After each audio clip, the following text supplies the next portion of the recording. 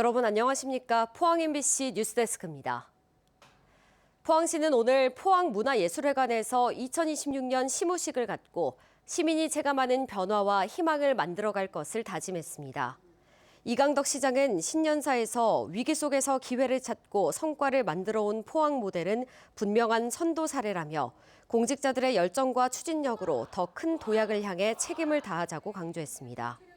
경주시는 오늘 오전 2026년 시무식과 신년 인사회를 잇따라 열고 새해 인사를 나누며 시정에 대한 공감대를 다졌습니다. 준하경 경주시장은 시민과 함께 더욱 발전하는 경주시를 만들기 위해 책임 있는 행정을 이어가겠다고 강조했습니다.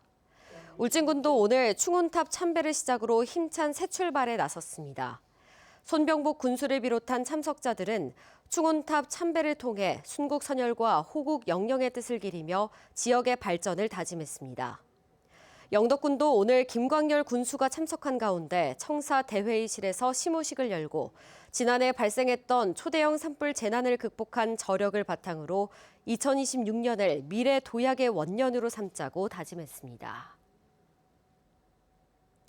장인화 포스코그룹 회장은 신년사에서 작업 현장의 안전이 이익보다 우선이라며 안전혁신을 올해 최우선 과제로 제시했습니다. 이를 위해 근로자의 안전 경영 참여권을 적극 보장하겠다고 밝혔습니다. 이어 철강 사업의 본원 경쟁력 강화와 에너지 사업의 수익 창출 역량 강화 등 그룹의 사업 포트폴리오 구축에 전력을 다하자는 메시지도 냈습니다. 한편 장 회장은 포스코가 기부한 스페이스워크에서 4대 사업회사 본부장과 협력사 대표, 노조위원장 등과 해맞이 행사를 갖고 포항제철소 2후판 공장을 방문해 임직원들을 격려하며 새해 첫 일정을 시작했습니다. 울릉도엔 새해 시작부터 많은 눈이 쏟아졌습니다. 사흘간 30cm가 넘는 눈이 내렸는데 내일 새벽까지 눈이 더 올 것으로 예보돼 큰 피해가 없도록 주의가 필요합니다. 박성화 기자가 보도합니다. 며칠간 내린 눈에 울릉도 섬 전체가 눈 속에 파묻혔습니다. 주택 지붕마다 새하얀 눈이 쌓였고 겨울 산과 방파제에도 눈이 수북이 내려앉았습니다. 새해 첫날 주민과 관광객들은 설국으로 변한 눈밭에서 첫 해돋이를 맞이했습니다. 대설특보가 내려진 울릉도엔 사흘간 30cm가 넘는 폭설이 쏟아졌습니다. 온 산이 하얘 다 덮였지. 울릉도 전체가 바닷가고 눈으로 다 덮여 있지. 다행히 폭설로 인해 큰 피해는 발생하지 않았지만 눈길에 버스가 멈춰서고 한때 일부 시내버스의 운행이 중단됐습니다. 울릉군은 비상 1단계를 발령하고 제설차와 살수차 등 장비를 동원해 제설 작업에 안간힘을 쏟고 있습니다. 울릉도 도로 소통에는 전혀 문제가 없습니다. 도로 열선 작업도 잘 되어 있고 공무원들이 비상체제로 제설 작업을 하고 있습니다. 기상청은 내일 새벽까지 울릉도에 5에서 10cm의 눈이 더 올 것으로 내다봤습니다. 울릉군은 빙판길 교통사고와 시설물 붕괴 피해가 없도록 각별한 주의를 당부했습니다. MBC 뉴스 박성아입니다. 새해 첫날 해돋이를 보려던 70대 여성이 차량에 치여 숨지는 사고가 발생했습니다. 경북 소방본부에 따르면 어제 오전 5시 50분쯤 영덕군 남정면 7번 국도에서 갓길을 걷던 70대 여성이 차량에 치였습니다. 사고를 당한 여성은 119 구조대에 의해 병원으로 옮겨졌지만 끝내 숨졌습니다. 경찰은 사고 직후 달아난 70대 차량 운전자를 자택에서 긴급 체포했으며 자세한 사고 경위를 조사해 구속영장을 신청할 계획입니다. 오늘 오후 1시쯤 제주공항에서 포항 경주공항으로 가려던 진에어 여객기 내에 연기가 들어차 승객과 승무원들이 대피하는 소동이 벌어졌습니다. 이 사고로 승객 122명이 모두 내린 뒤 항공기 점검을 위해 대기하는 불편을 겪었으며 승객들은 오후 4시 반 제주공항을 출발해 포항 경주공항에 무사히 도착했습니다. 진에어는 점검 결과 이 연기는 항공기 꼬리 부분에 장착된 보조동력 장치가 과열되면서 발생한 것으로 파악된다고 밝혔습니다. 새해의 본격적인 시작을 알리는 금요일이었습니다. 2026년 올해부터 새로 도입되는 제도들 역시 적지 않은데요. 특히 우리 생활과 밀접한 복지 관련 정책을 중심으로 달라지는 것들을 홍석준 기자가 정리해봤습니다. 먼저 청년들의 목돈 마련을 돕는 정부 지원이 늘어납니다.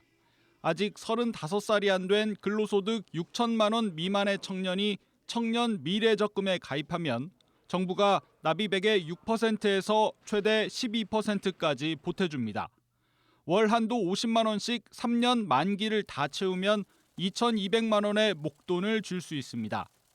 주 4.5일제를 중소기업까지 확산하기 위해 근로자 1명당 월 최대 50만 원의 장려금이 나갑니다. 또 육아기 자녀를 둔 근로자의 출근 시간을 오전 10시까지 늦춰주면 1명당 월 30만 원이 추가로 지원됩니다. 계절 독감 예방접종 지원 대상은 13살 이하에서 14살 이하로 확대되고 HPV 백신 지원 대상에 남자아이들이 올해 처음 포함됩니다. 경상북도에서만 적용되는 정책 변화도 있습니다. 경북의 올해 생활임금은 1시간에 12,049원으로 작년보다 3.25% 인상됐습니다. 최저임금 1,320원보다 1,700원 이상 높아 월 환산액은 251만 8천 원 수준입니다. 경상북도와 산하기관 근로자들에게 이달부터 바로 적용됩니다. 도내 어린이집에 재원 중인 3살 유아 1인당 월 3만 5천 원의 보육비도 지원됩니다. 유보통합 추진 과정에서 유치원과 어린이집 간의 지원 격차를 줄이기 위한 조치인데 교육부 지원과 별도로 경북교육청이 자체 재원을 마련해 시행합니다. 경북의 미세먼지 경보제 발령 권역은 현재 서북권, 동북권, 울릉권 3개 권역에서 서북, 서남, 동북, 동남 등 5개 권역으로 세분화됩니다. 미세먼지 경보제 권역이 더 촘촘해지면서 권역별 농도의 대표성과 정확성이 개선될 것으로 기대됩니다.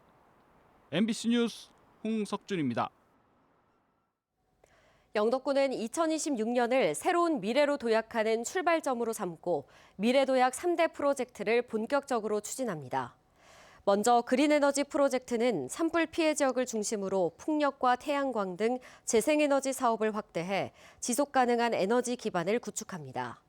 이어 웰리스 도시 영덕 프로젝트는 해양 치유와 치유 농업, 치유 관광을 연계해 영덕을 미래 전략 산업 중심의 치유 도시로 육성할 계획입니다. 마지막으로 수산물 클러스터 프로젝트는 영덕에 스마트 수산 가공 종합 단지를 조성하고 강구항 일대를 개발해 가공, 유통, 연구 기능이 집적된 수산업 대전환을 이루겠다는 구상입니다. 2026학년도 지역 4년제 대학 수시 모집에서 학폭 가해자들이 불합격하는 사례가 속출했습니다. 주요 4년제 대학 4곳을 알아봤더니 2025학년도 입시에서 수시와 정시를 통틀어 66명이던 것이 이번엔 수시에서만 160명이 탈락한 걸로 나타났는데요.